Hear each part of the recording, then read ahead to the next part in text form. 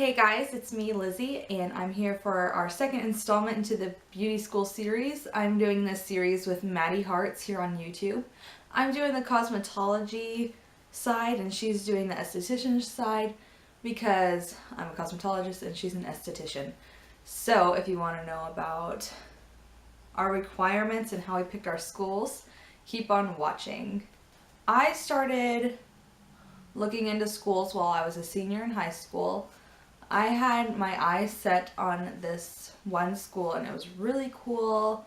It wasn't like a Paul Mitchell school or anything like that. It wasn't a brand school, but it was a pretty cool school. It had a lot of programs you can go into. It wasn't like a tech school, but it was pretty cool beauty school. And it wasn't in my area, but I really wanted to go to it because I thought it was really nice. But then, situations change, and I moved in with my boyfriend, and he lived an hour away from where I did. So I started looking at my options there, and his family helped me as well. And I knew of one school that I knew was okay, like, I've heard good things about it. So I, just having a conversation with my boyfriend's mom, she said that they had a sister school. So we got all the information on how we could tour the school and all that. And at my school, you could just come in whenever you wanted in the time that they were open. And you could tour the school and ask questions, enroll, or whatever. So we called the school, and you didn't have to have an appointment to tour the school. You just talked to them, and they told you all that information. And the next day, I think, we went to the school to check it out. Now, this school was a privately owned school. It wasn't like a Paul Mitchell or a Veda, anything like that.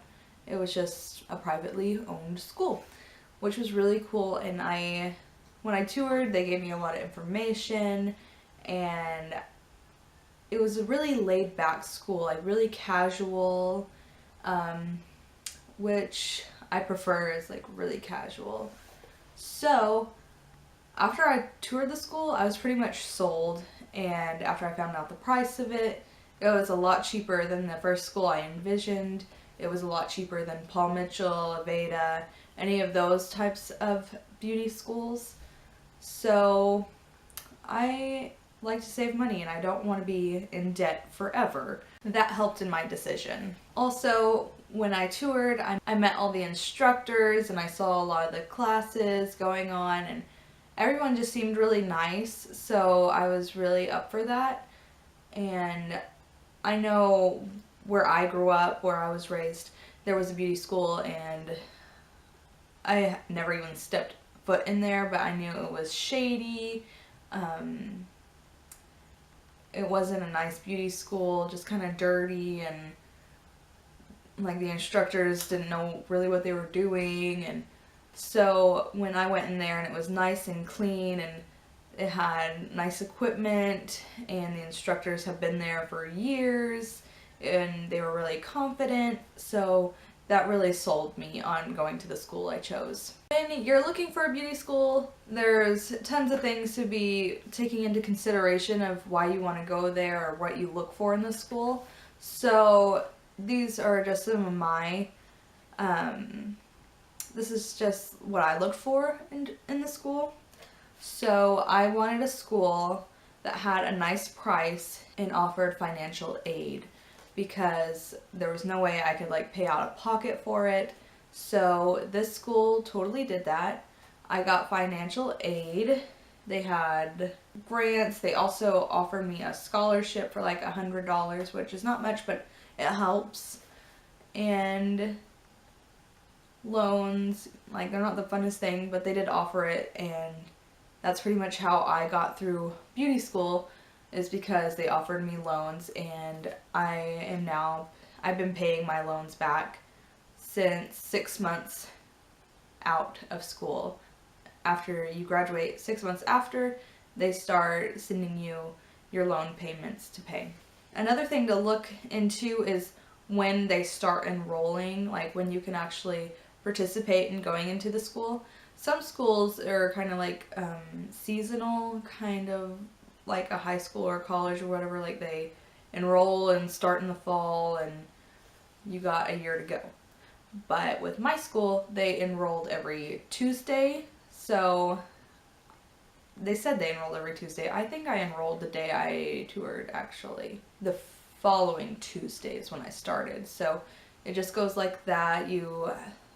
The week starts on a Tuesday and then you go through Friday, and then you have the optional Saturday if you want to gain more hours. So pretty much after you enroll, they give you this piece of paper you have to sign that says, I enrolled in this day, I plan on starting on this day, and I should graduate, like, it was like almost a year from now, like a little over a year.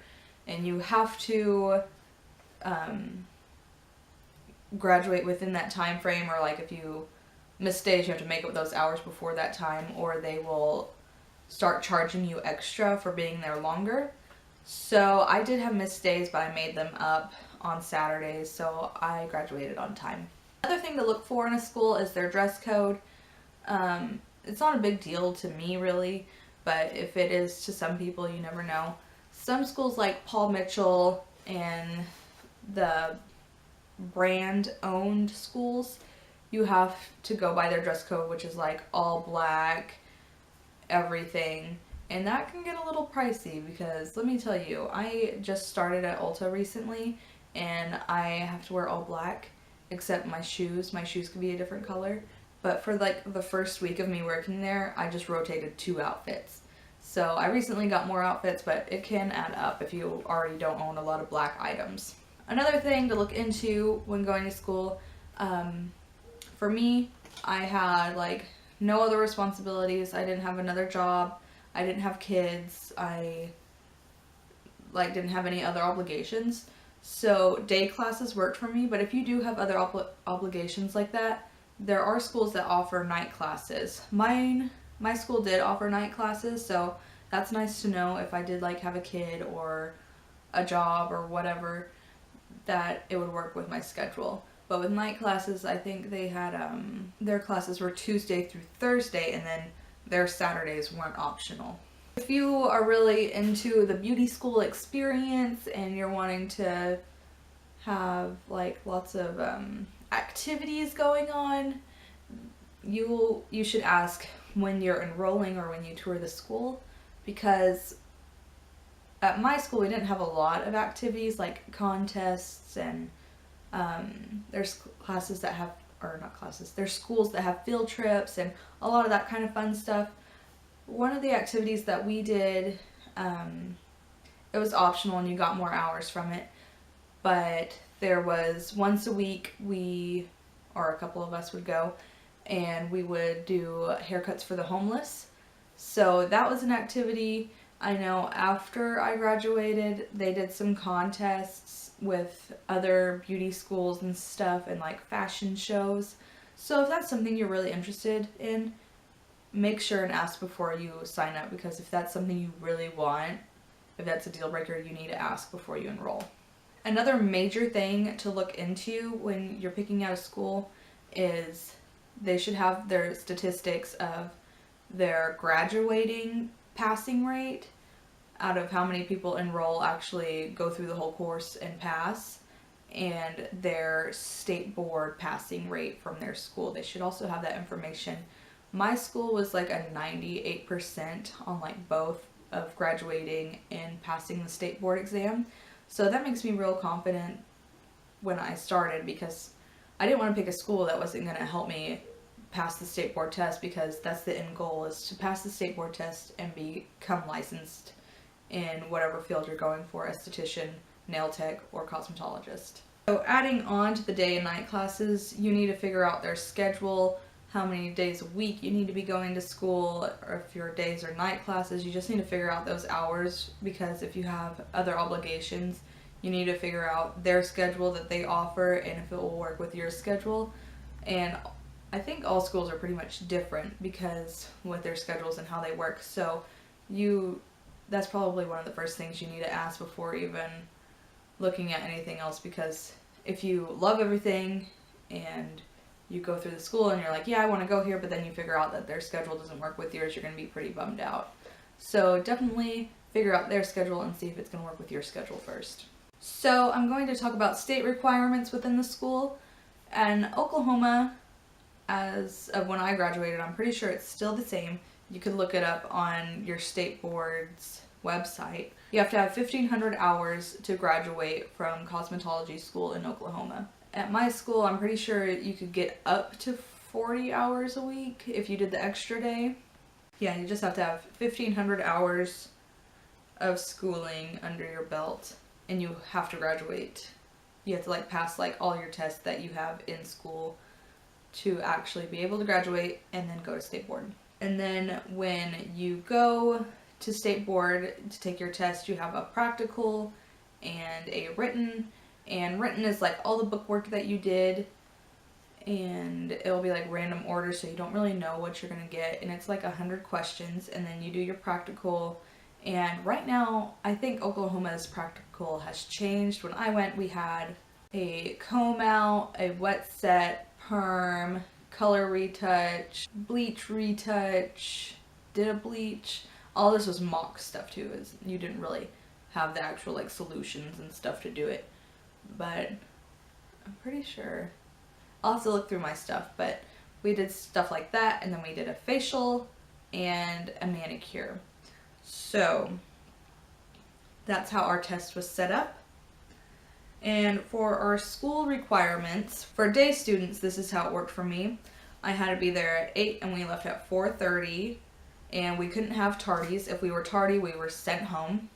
And there was one time I was going to be tardy because I didn't hear my alarm or something, and I tried to rush to school, and my school was like 30 to 45 minutes away. By the time I looked at the clock, and I wasn't even like, I was probably like a third of the way, or no, probably like 3/4 of the way there. I looked down at the clock and I was like, I'm not going to make it, so I just went off at exit and turned back around and went home. So you also have 6 weeks of basics before you go on the floor, where each week you learn about something different, like haircuts, color, perms, makeup, skin, nails. Like each week you did something different. And then you had to take your freshman grade out and take this test, and after you passed it, you got your kit and you went onto the floor. Also, like I said, you had 15 hours or 1,500 hours to complete while in school. And with the freshman test, after you reached so many hours, they would make you take another test.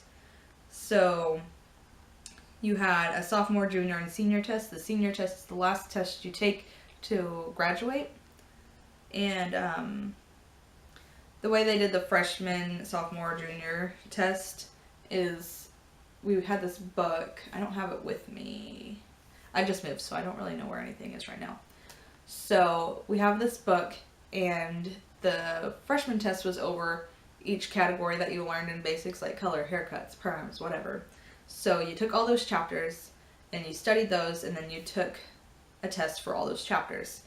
And then the sophomore test, it would be the next however many chapters, and then the junior test would be however many chapters, and then that was all of the book. So then your senior test was over the whole book.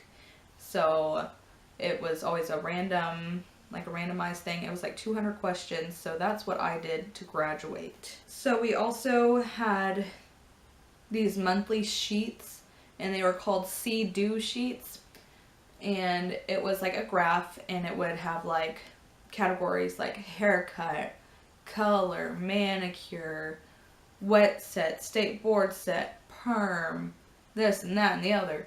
And what we had to do with those, we had a column for what we saw and a column for what we did. So if we saw our friends or your classmates, whatever, if you saw them do a color, you get to put 1 on there. So you witnessed 1 color. If you did 2 colors that day, you would put 2. So that's how that worked out. And then we had to turn those in monthly, because it would just make sure that we knew what we were doing, and like just educational stuff, I guess. And then we had practical sheets that were weekly, and that was like what we did for state board. We did our wet set, our comb out, our state board set, perm, I think we did 2 state board sets, and then we had each time, let me see, let me get a doll. Okay, this is actually one of my dolls from school. She's pretty scary looking, and I want to use her as a Halloween decoration in the future, so that's why I'm keeping her. But we had these dolls, and we would do all those things I talked about, like a perm, a wet set, a state board set, a comb out on these dolls, and each time we did one of those things, we would have her all done up, and we would have this piece of paper, and we would go around the school looking for an instructor to look at it and sign off on it. So they would look at it, and they'd be like, well, you need to fix this, or you need to do this. And that happened a lot, like in the beginning of beauty school, but at the end, they would just look at it and they're like, okay, yeah, that's good, and they would sign off on your piece of paper. And then after you had all those signed off, you turned it in for the week, and you were good to go. And if you didn't do them for a couple weeks, you would be in a lot of crap. So just keep up with your stuff in beauty school, because if you could imagine doing a whole bunch of those heads with all those things, it would get really overwhelming and tedious. So just do what you're supposed to do each week and you'll be okay. So once a month we did mock board, where we pretended that we were at state board, and we would have our doll, and we would have, I don't know where it is, we had a little stand that connected to the stations, and we would pretend that we were in mock board. And after each section, our teacher would come over and look at our dolls and be like, okay, that was good, that wasn't good, you need to hurry up on your time, you need to do this, just to prepare you for state board. Another requirement for school is that we had to work the desk. I hated working desk. I still hate working desk, like working in a salon. I just really don't like answering phones. I don't know what my deal is, but you have to do it. And at my school, some schools have like a computer system. Our school just had the big old appointment book, and when someone would call, you would answer, and they would ask about prices, or they would ask to see one of the instructors, like if it was someone looking into the school or something. You would have to book appointments or whatever, and then when people would come in, they would come up, and if they had an appointment, they would say, yeah, I'm so-and-so, I have an appointment with so-and-so. And you would write a ticket of the person's name, the student's name, what they want, and then you would go find the student and give them the ticket. And usually they weren't in the best of moods, and I'm like, we're here to do hair, so just get over it. Like, what were you expecting? So also, yeah, when you get a person, don't be rude. Like, you're here to do hair and learn how to do it, so just take your guests. Yeah, and then after the service was done, they would bring you back the ticket, and you would tell them the price, and they would pay you, or with a card, you would have to do their card, or cash, and if they had exact change, good. If they didn't, you had to give them their change. And if they wanted to give tip, then you figured that situation all out. So that's what working desk was like. Oh, also, if like you were having walk-ins, the book was made with the student that's been there the longest would be on this end, and the newest people would be on this end. And if you had a walk-in, it would go to the new person. If they already had someone, it would go to the next person, and so on and so forth, just to make sure everybody had the chance to get a client that day. And if you already had a scheduled appointment, you would skip over them and go to someone that didn't have anything to do that day. So that's how the desk worked, and it wasn't fun because students would always get mad at you because you gave them a guest. Yeah, that was desk, and it wasn't really fun. And I think that's all I have to talk about right now. My brain is kind of overflowing with like the memories of beauty school right now, so I don't know if I missed anything or whatever. But if you have any questions or about this video, about the requirements, or how we picked our schools, please let me know down below and I will answer those questions in the comments. If you like this series, please give it a thumbs up. If you are wondering about the Texas esthetician side, check out Maddie's video, and I will see you next time. Bye.